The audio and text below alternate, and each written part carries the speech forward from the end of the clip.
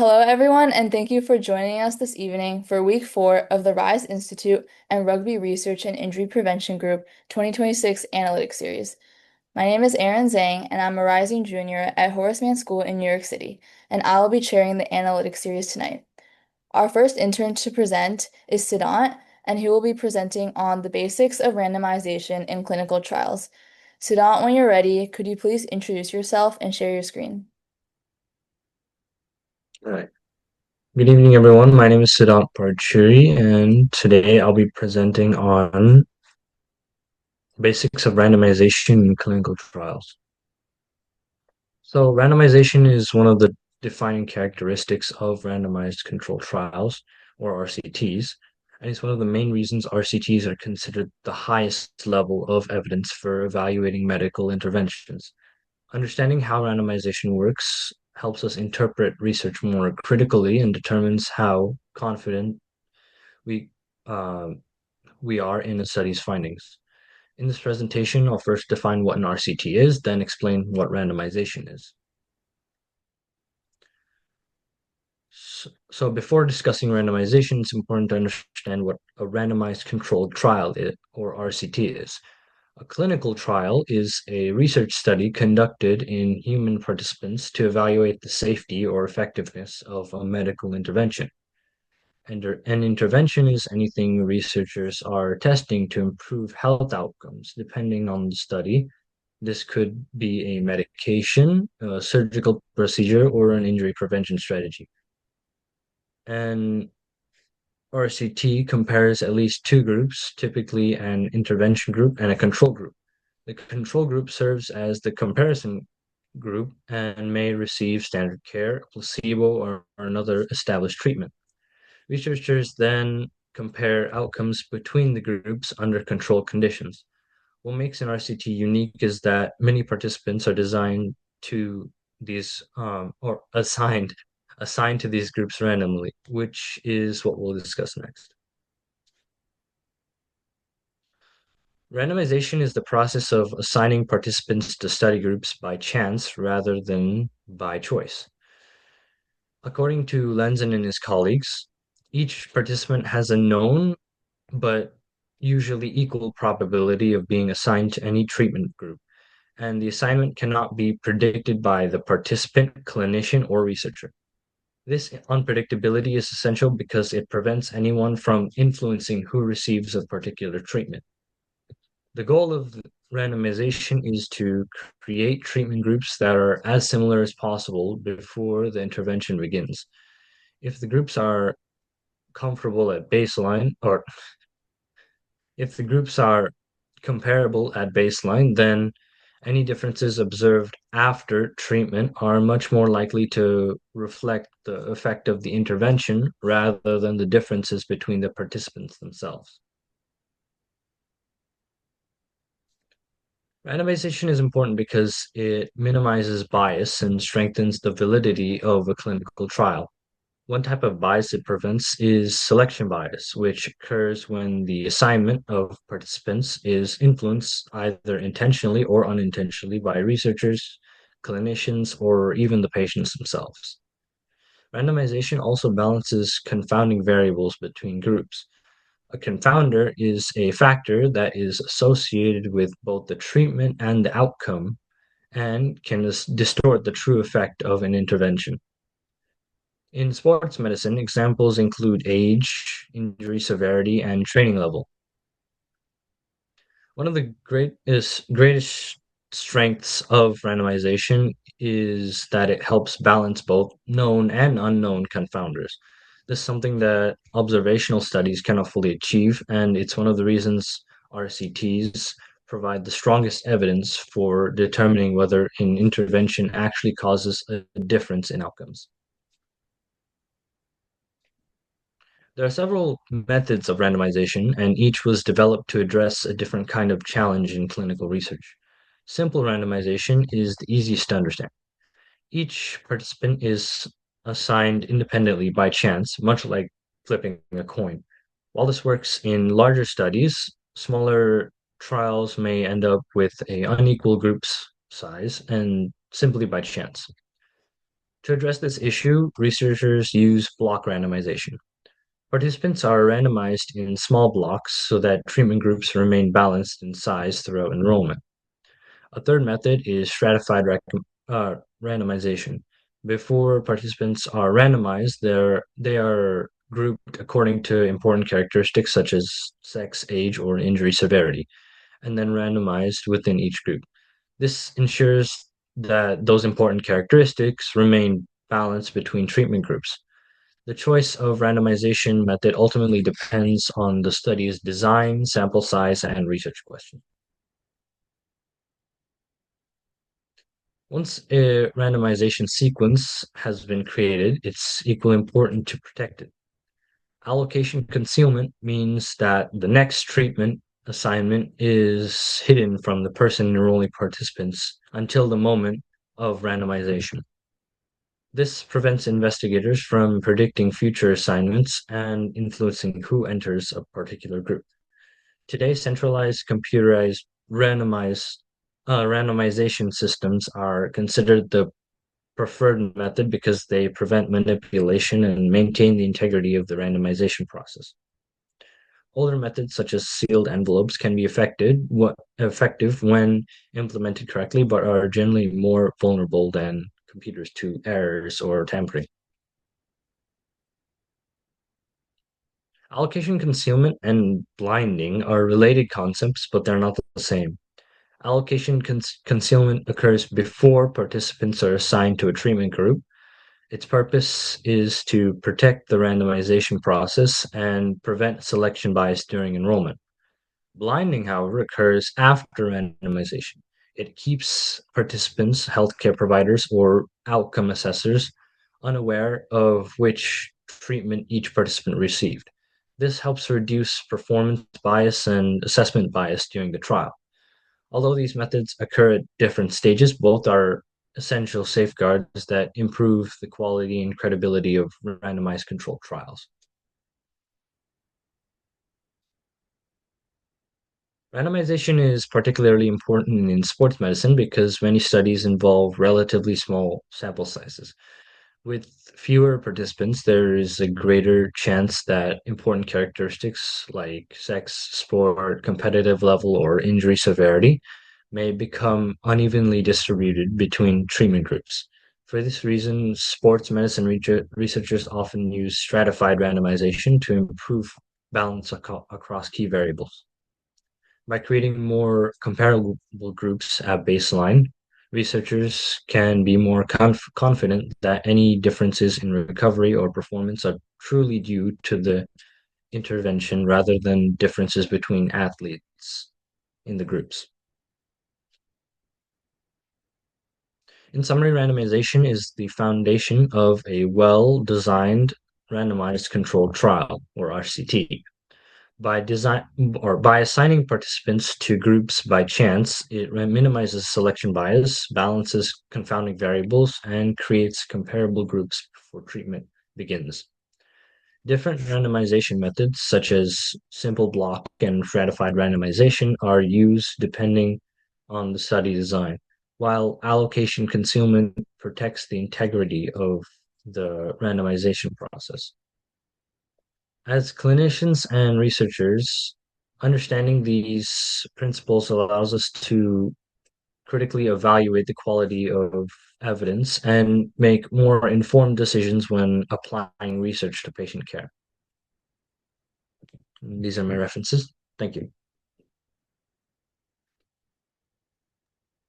Thank you, Siddhant, for that excellent presentation. Are there any questions, or Dr. Lopez, do you have anything to add? Thank you, Siddhant. A very good presentation. The importance here, I think the key benefits of randomization, and this is not only in clinical trials, but in large scale studies as well. The randomization, as I don't know if you covered all these, but benefits are minimizes bias. I know you touched on balancing the confounders, right? And then it validates the statistical test, right? It gives you stronger p-values, small confidence intervals, but also ensures credibility, obviously, because the RCT is the gold standard, as he said, right? Because they're trustworthy for regulatory approval and peer reviewed publications. So it's really, really important that you have the randomization in the population. And it could be, varying aspects. When surgeries were done, when drugs were given, dosings of drugs, the descriptors, whether the demographics, ethnicities, ages, the wider the range, the stronger the data. Because this way it eliminates all the four factors I said: bias, confounders, and validates the statistical test and analyzing the data. So it's really kind of important for everyone to grasp this or understand the importance of randomization. All right. Very nice. The next intern to present is Jordan Hall, and she will be talking about the types of variables in research. Jordan, could you please introduce yourself and share your screen when you're ready? Thank you for the introduction, Erin. Hi, everyone. Good evening. My name is Jordan Hall. I'm an incoming senior at Kent Place High School in Summit, New Jersey.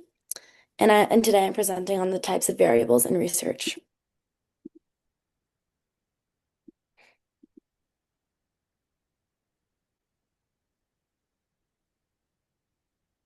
Can everybody see my screen? Okay. Before discussing the different types of variables, it's important to understand what a variable actually is. A variable is anything that can change or be measured within a study. For example, age, blood pressure, exercise time, or injury rates are all variables because they can differ between participants. Variables are the foundation of research because they allow scientists to test questions and discover relationships. Every research study includes variables. So to start off, I'm going to talk a little bit about the independent variable. So the independent variable is the factor that the researcher can change or control. It's considered a possible cause of an outcome. And for an example, if researchers compare two rehabilitation programs for athletes recovering from, say, a wrist fracture, the type of rehabilitation program is the independent variable because it's the condition being tested. The independent variable is controlled by the researcher and answers the question of what is being changed. So on the right, I have a little graph, and it shows plants being watered, and the independent variable would be the amount of water put on the plants. Next, we have to go into, to fully understand the independent variable, you have to understand what the dependent variable is. The dependent variable is the outcome researchers measure. It depends on the independent variable as a kind of chain reaction or cause and effect. Continuing on from the rehabilitation example from the last slide, researchers may measure how long it takes athletes to return to play or how much pain they experience in rehabilitation. These outcomes help determine whether one rehabilitation program is more effective than another. We see that for the dependent variable, the question answered is what happens in response to the independent variable, and the graph on the side shows that what type of amount of water would grow the plant the most. Next, we have to understand what a control variable is. So control variables are factors researchers keep as consistent as possible so they don't influence the results in the end. For example, if researchers are studying recovery after wrist fractures, they may only include adults with similar injury severity or use the same follow-up schedule. Controlling these variables helps ensure the differences and the outcomes are actually due to the treatment and not outside factors. A few examples I have here are age, sex, injury severity, and training level. Then we want to talk about the confounding variables. So these are the outside factors that can affect the study without the researchers intending them to. They may influence both the independent and the dependent variables, making it extremely difficult and hard to determine the true cause of the results. For instance, better nutrition or previous injuries could impact recovery after a fracture, regardless of what rehabilitation program is used. Again, here I have, for examples, nutrition, smoking, previous injuries, medication adherence, and so on. There's also different types of data variables that we need to look at when we're looking at research or a research paper. So, variables can be classified based on the type of data they produce. First, we have quantitative variables, which are numerical and can be measured, such as recovery time, heart rate, height, so on. And then we have qualitative variables, which describe categories or characteristics, such as the type of sport an athlete plays or the location of an injury. Researchers often use both types to gain a complete understanding of their data. On the chart, we see that the qualitative variable is nominal and ordinal, and the quantitative is discrete. For better understanding, I just want to take you guys through what could happen in an actual case study. So, the study is a basketball player suffers a severe ankle sprain. Standard recovery time is usually 4 to 6 weeks. However, the trainer uses a brand new therapy device and the athlete is back on the court in 18 days. The trainer says this device is a miracle, and the question really is, what did the trainer overlook? So I put a few examples here, but the answer would be the confounding variable. The trainer overlooked the confounding variables or the variables which were hidden outside factors that could have altered the results because the trainer assumed that the expensive device was the only reason the athlete healed faster. However, the trainer neglected the amount of sleep, the outside therapy, and the age of this athlete. And because the trainer didn't account for the extra factors, they gave all the credit to the device when the athlete's lifestyle could have played a huge role in recovery as well. So in summary, why do variables matter?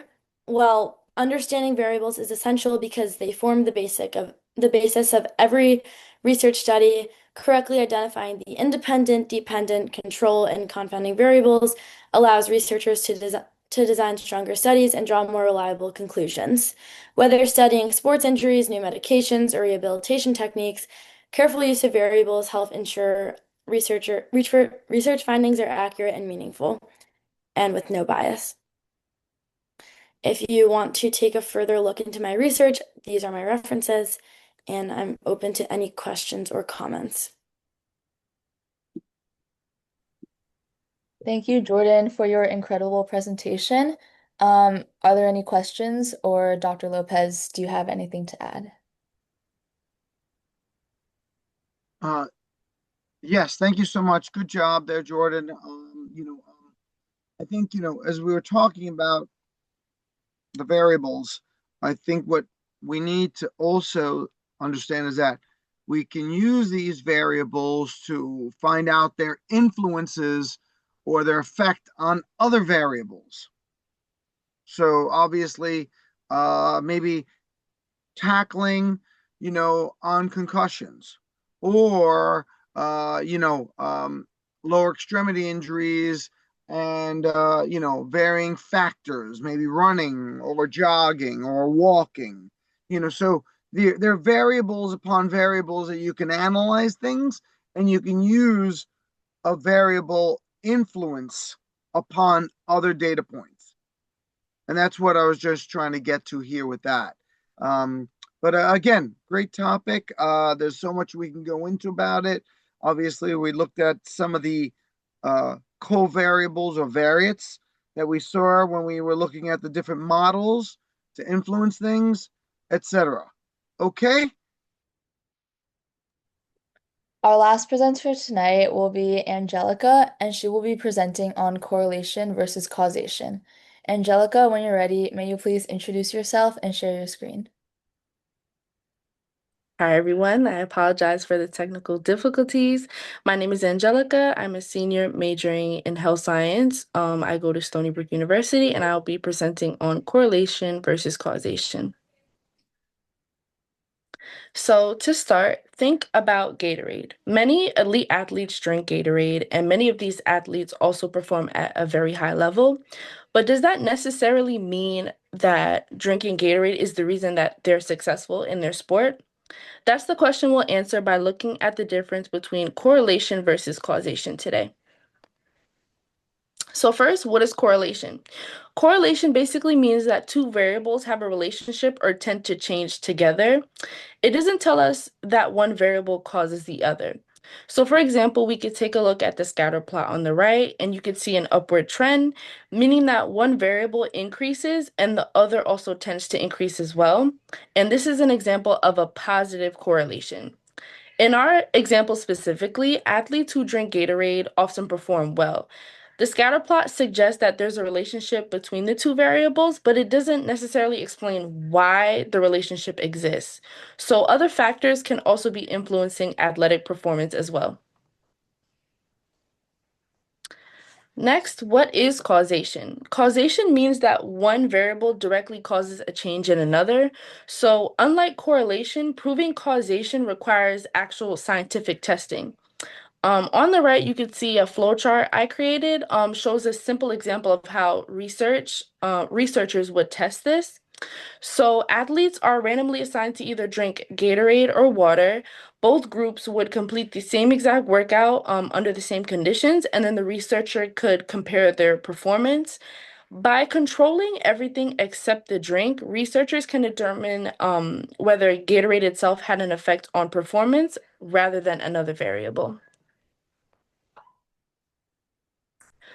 So why does this matter? Just because two things are related, it doesn't necessarily mean one caused the other. Here is an example of this with the compression sleeve you could take a look at. In sports, there are many confounding variables, which are basically outside factors that can influence the results, which Jordan mentioned. For example, athletes who drink Gatorade may also train more, have better nutrition, have better coaching, or simply more experience. Because of these additional factors, we can't automatically conclude that Gatorade caused better performance. Correlation basically tells us there's a relationship, but causation requires additional evidence. So why this matters in sports analytics? This distinction is extremely important in sports analytics because coaches, trainers, and researchers make decisions based on data. For example, analysts may study whether hydration strategies improve endurance, whether a new training method or program increases speed, or whether sleep improves recovery. If they confuse correlation with causation, they could make recommendations that aren't actually supported by evidence. So overall, understanding the difference helps sports professionals make better evidence-based decisions that improve athlete performance overall. So here are just a few key takeaways. To summarize, correlation means two variables are related, while causation means one variable directly produces a change in another. Correlation by itself is not enough to prove causation because other variables may explain the relationship. Researchers must use controlled studies, carefully analyze data before making conclusions. And in sports analytics, as a whole, recognizing this difference helps ensure that decisions about training, nutrition, hydration, and performance are based on reliable evidence rather than assumptions. Here is just my sources. Thank you, and I'm open to any comments or questions. Thank you so much, Angelica, for your amazing presentation. Does anyone have any questions, or Dr. Lopez, do you have any comments? You know, I think what happens is that uh, we can look at associations and the broad term, and then understand that there's correlations and causations underneath those. But there's also potential third variable problem. There could be a confounder or a hidden third variable affecting it. So you need to really kind of, when you parse through the data and the analyses, you need to make sure that you've removed. And sometimes they call this the third variable problem or third variable confounder. So make sure you understand that there's not just only correlation causation, but there could be an underlying influencing factor or variable when you're looking at the data. Hopefully, when you've refined the data to, give you your outcomes, whether you're looking confidence intervals, p-values, chi-squares. When you come out with your outcomes, you want to make sure that there's no hidden variables influencing, for example, warmer weather causes both an increase in crime rates and an increase in ice cream sales. The two are correlate, there's a correlation between the two, right? But then it doesn't, but crime doesn't cause ice cream sales, nor does ice cream cause crime. You understand, right? There's a heat as the correlating causation, but it doesn't necessarily influence either one directly. All right. So you just got to remember that, it could be something in your data. So make sure when you analyze it, it comes out the best you can. All right. I hope that example kind of gives you a good example of what I'm trying to say about the third variable problem per se. Okay. So don't make sure you get a lot of ice cream so you guys don't cause crimes.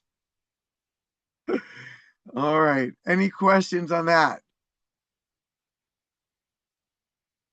That will conclude our call for today. Thank you, everyone, for joining us today for our RISE Institute and Rugby Research and Injury Prevention Group Analytics series. Have a wonderful night.